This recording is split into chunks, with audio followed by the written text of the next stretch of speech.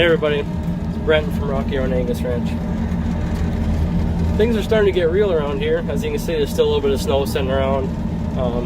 The frost is far from coming out. But we had to go dig our older case sprayer out that we got, the one I've been running the last couple of years. We are having a new GPS system put in it. It's a Raven Viper 4. This one's got the Viper Pro in it, which is by far outdated now, as we know how technology evolves these days. But it was stored out in a building outside of town, so I'm kind of getting a little feel for things again by bringing the sprayer back into town. I'm gonna go for a little trip, which I'm kind of used to, but thought I'd show you guys what it's like and give you a little shot of what the land's like around here. It's pretty flat.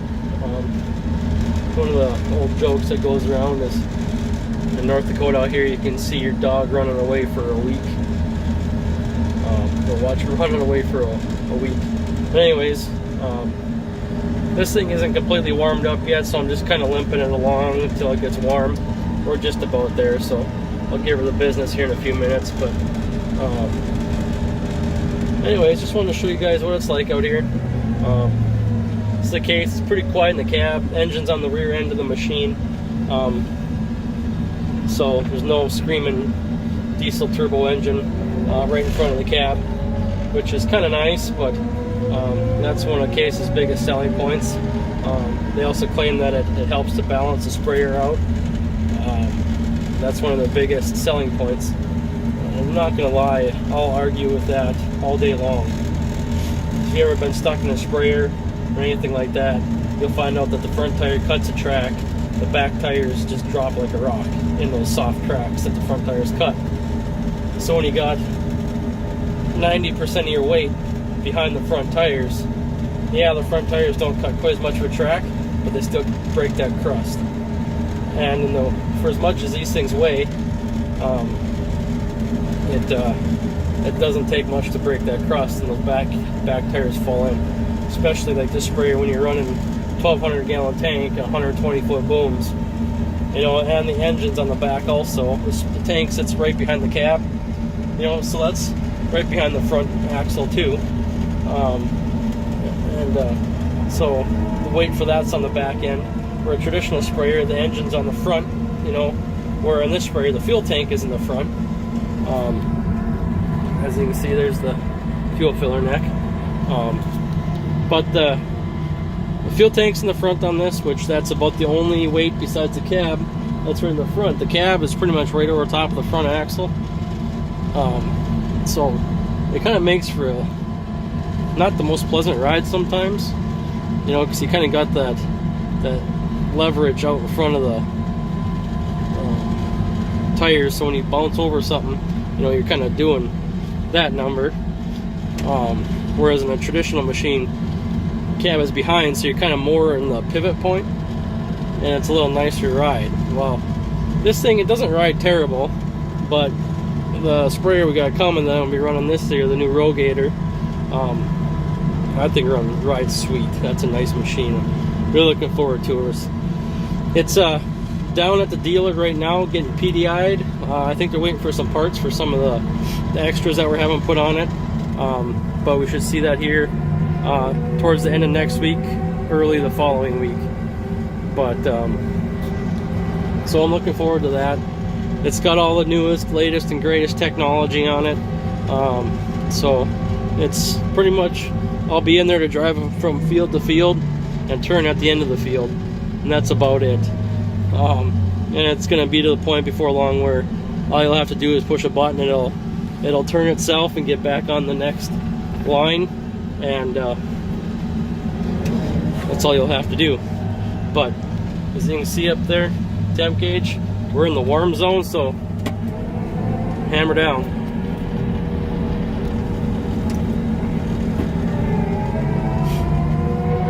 This thing will run down the road about 32 miles an hour, where the RRAR15 will do 38,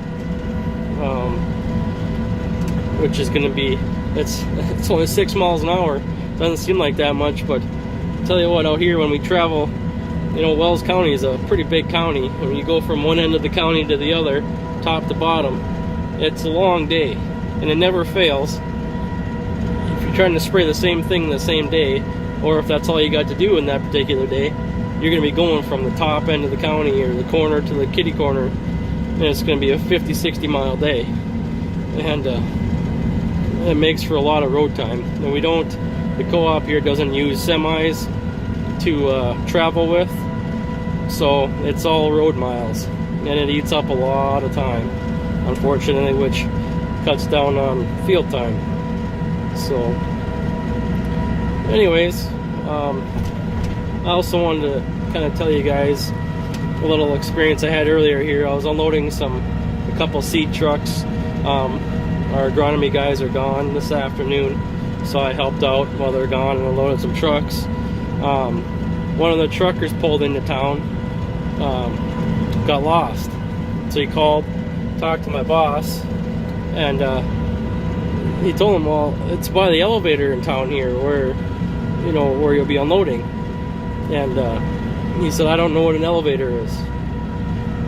And oh no, sheep over here, goats. That's the last thing I need to run over is goats.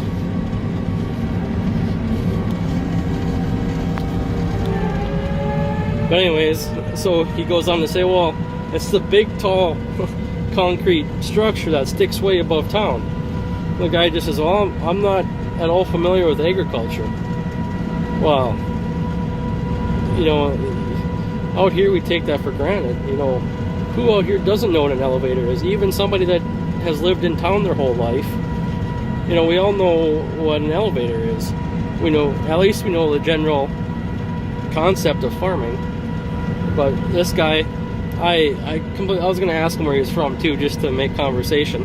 He was a really nice guy, but he had absolutely no idea anything about agriculture at all.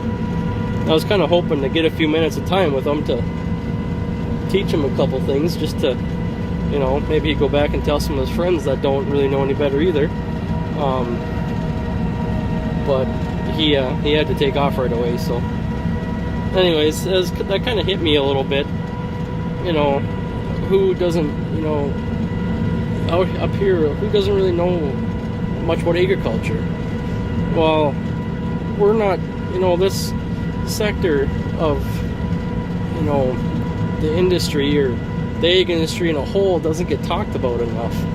And that's why when I say we, I mean the group of guys and gals on Facebook, yeah, on YouTube, Instagram, everything. That's why we do these channels, to teach people about where their food and everything comes from. And I kind of took it for granted, quite a bit until today, because I didn't really think it was, that many people that really questioned it. Well, I found out firsthand today that there's some people that really just don't know. So I hope people can not just watch my channel and learn about agriculture, but watch anybody's channels, watch Instagram, anything, and by all means do some research, hop on the internet, do some digging, find out about agriculture, learn where your food's coming from. You'd be really surprised to find out that there's a lot of good people out there fighting the good fight, fighting against all the negativity and all this stuff that goes along with agriculture these days. We're having a struggle this last couple years with markets and stuff like that. There's a lot of good old family farms that are unfortunately going under because of where markets are at today, and that's really sad to see. I'm just trying to get into it myself with cattle.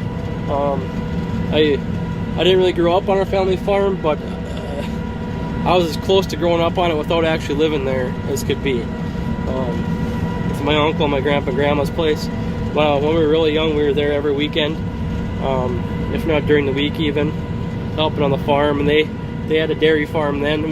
They milked cattle all the way up until 1997 when we had that nasty blizzard in April, where we got feet of snow, wet heavy snow, and they were out of power for 2.5 weeks. And they had an old PTO operated generator that they could run off the tractor, and that generator would either power one of two things. It'd either power the dairy barn or power the house. It wouldn't power both. And they milked cows for a few days in that weather. They ended up dumping the milk because the milk trucks couldn't get out there. And finally my grandpa just said, hell with it. We're going to stay warm. There was no sense in milking these cows just to dump it on the ground, you know, just to keep the cows from drying up. So that was the day where they gave up on the dairy business and they went into the beef operation. Sold off most of the Holsteins. They crossbred some to a beef breeds, and there's still a few of those left on their farm. Which those are some of the best old cows. You know, they produce really good milk because they got a little bit of Holstein in them. But they're 75% beef cow, and that's just kind of what happened there. But we need to really take some time and educate people on how things are out here for us, where our food is coming from, you know, what farmers are having to go through to feed the world. And we're out here busting our butts, and we got some people, you know, in the government, and you know, and just some of these other people that have nothing but poor things to say about the American farmer and the farming industry. That's kind of sad. So I'm really gonna try and push harder myself and encourage anybody else to, you know, do your absolute best. Go out of your way if you have to, but try and teach somebody as often as you can about agriculture and where your food comes from. It might be worth it. If that person goes and tells somebody else, heck, you just made an impact on more than one life. So let's do what we can, do our part. Let's teach people where our food's coming from, just agriculture in general. You know, the good people that are out here, you know, working the land, combining the fruits of our labor, and fighting the good fight. We need to stand up for these folks and teach people about these folks, because they're the true backbone of the country. So let's do what we can and teach a few things. But anyway, sorry about this, guys. I know it's kind of a lot of talking here and not much action, but I just wanted to show you the sprayer and kind of show you what the land is like around here. As you can see, snow's been melting quite a bit lately. We've been pretty warm. It hasn't been crazy warm, but they're saying 50-60 degrees for this weekend and maybe some rain tomorrow. So it's gonna get warm. We're gonna get some rain. You know, we definitely need rain. However, you know, the frost isn't really out of the ground. Yeah, the very top few inches maybe, now that we're warming up. But in general, it's gonna take a while before any moisture really does us any good. So anyways, sorry for the kind of boring video if you're still with me. I sure hope you are. But if you are, I sure appreciate it. And thank you for watching. If you have any questions, comments, or anything, please drop them down in the comments. Give me a thumbs up if you'd like. I sure appreciate it. And we'll talk to you all later.